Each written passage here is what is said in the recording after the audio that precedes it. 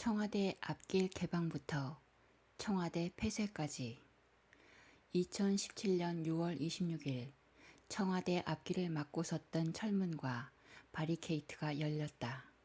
1968년 1.21 청와대 습격 사건, 이른바 김신조 사건 이후 처음으로 청와대 앞길이 개방되는 순간이었다.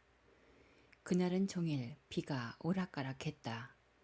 준비한 행사를 진행할 수 있을지 내내 조마조마했다.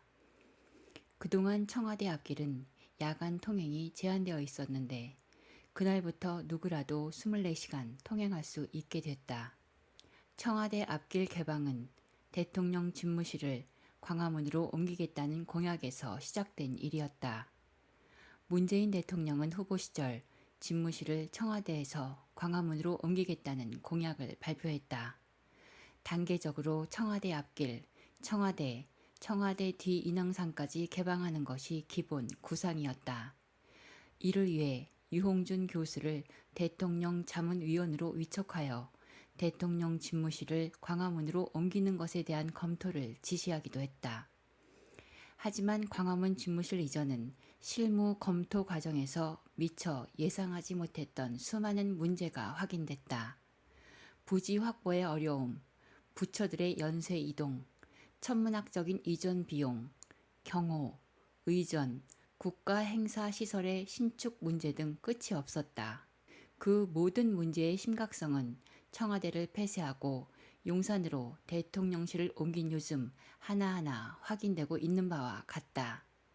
현실적으로 집무실 이전은 어려워졌지만 관저라도 이전해야 한다는 의견이 있었다. 하지만 대통령 관저는 현 대통령만 살다 나오는 집이 아니다. 따라서 관저를 제대로 된 위치에 어떻게 만들 것인가는 여러 안을 검토하고 수의해야만 하는 문제였다. 결국 유홍준 자문위원은 대통령에게 광화문 집무실 이전의 보안, 비용, 역사성을 고려한 종합 검토 내용을 보고하며 사실상 공약 실행이 어렵다는 취지로 설명했다. 대통령도 이에 수긍할 수밖에 없었다. 유홍준 자문위원이 보고한 내용을 춘추관에서 국민에게도 알려드리는 것이 좋겠습니다. 우리가 약속했던 것이니 약속을 지키지 못하게 된 사정을 상세히 알려주어야 합니다. 실은 굳이 그렇게 공개적으로 하지 않아도 될 일이었다. 후보 시절 공약을 전부 실현할 수 없는 게 현실이고 굳이 우리가 지키지 못한 약속을 드러내 비난을 자초할 까닭도 없다. 하지만 대통령은 그렇게 지시했다. 당연히 야당과 국민은 저간의 사정보다는 약속을 지키지 못했다는 사실을 비판했다. 대통령은 그 후로도 몇 번이나 광화문 집무실 이전이 백지화된 것에 대해 유감을 표명했다. 광화문 이전은 어려워졌지만 청와대와 그 인근을 개방하려는 계획은 계속됐다. 무엇보다 대통령 의지가 강했다. 임기 첫 해 청와대 앞길 개방을 시작으로 청와대 경내 관람 인원을 대폭 늘리고 집무실과 비서동, 위기관리센터와 같은 보안시설을 제외한 의전, 행사, 역사 공간은 사전에 신청만 하면 해설사의 상세한 안내와 함께 돌아볼 수 있도록 했다.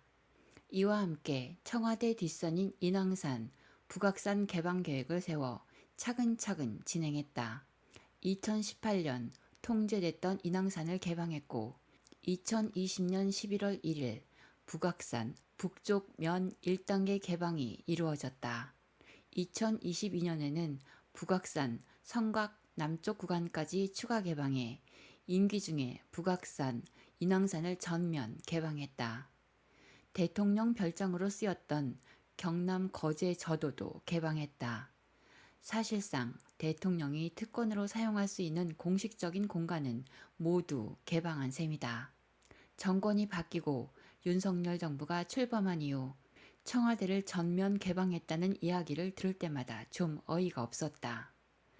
청와대 경내는 이미 대통령 비서동과 관저를 제외하고는 개방되어 있었고 코로나19 이전까지는 수십만 명의 관람객이 상세한 설명과 함께 청와대를 관람하고 있었다.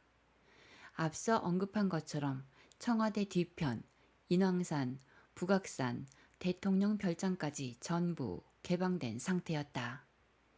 달라진 것이라고는 이전과 달리 청와대 대통령이 없다는 점과 국가 컨트롤 타워이자 상징적 공간이었던 청와대가 역사 속으로 사라졌다는 사실뿐이다. 기회가 있을 때마다 여러 차례 이야기했지만 청와대 폐쇄를 결정한 윤석열 정부의 실책은 어느 한 대통령의 실수로만 끝날 수 있는 문제가 아니다. 이미 문재인 정부 때 검토했던 여러 문제가 현실로 나타나고 있다. 대통령이 다시 청와대로 들어가지 않는 한 당장에 해결할 수 있는 문제들이 아니다. 애초에 철저한 계획과 국민적 동의, 전문가 의견 수렴과 충분한 시간이 필요한 문제였다. 청와대를 하나의 브랜드로 보자면 청와대는 적어도 조 단위의 가치가 있었다. 그러나 그 가치는 청와대에 대통령이 있어야 하고 대한민국 대통령의 직무 공간이라는 상징성이 유지됐을 때 부여되는 것이었다. 그러니 윤석열 정부는 단순히 집무실을 이전한 것이 아니라 청와대라는 상징적 공간을, 엄청난 가치를 지닌 공간을 버린 것이다. 이전 비용뿐만 아니라 폐쇄로 인해 몇 조 원에 달하는 손해를 끼친 것이다. 누구도 이러한 권한을 윤석열 정부에게 부여한 바가 없다.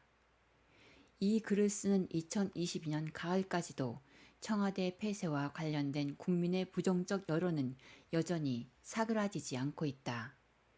급조한 개방 행사, 관람객들의 쓰레기 하나 제대로 처리하지 못하는 관리 부실, 청와대 옛 본관 복원 논란, 상업 광고 촬영과 같은 설익은 활용 계획은 부정 여론을 더욱 공고하게 만들고 있다. 앞서 문재인 정부의 고민처럼 직무 공간, 단순 이전만으로도 고려해야 할 것들이 너무 많았다. 어디를 새 공간으로 조성할 것인가, 어떻게 그 공간을 꾸밀 것인가, 어떠한 상징을 부여할 것인가, 어떠한 이름으로 부를 것인가, 어떠한 기능을 담을 것인가, 이 모든 물음에 답을 가지고 있어야만 가능했던 일이다. 대한민국 청와대는 영역의 공간이었다. 조선시대부터 지금까지 부분적으로나 전체적으로나 대한민국 최고 권력의 상징이었다. 그 모든 시대가 아름다웠던 것은 물론 아니다. 지우고 싶고 가리고 싶고 숨기고 싶은 역사도 그 안에 있다. 하지만 그 또한 역사다. 미국이 백악관을 영국에게 점령당했었다고 폐쇄하고 옮기지 않았듯이 역사는 그러한 치욕까지도 유지하고 보존해야 한다.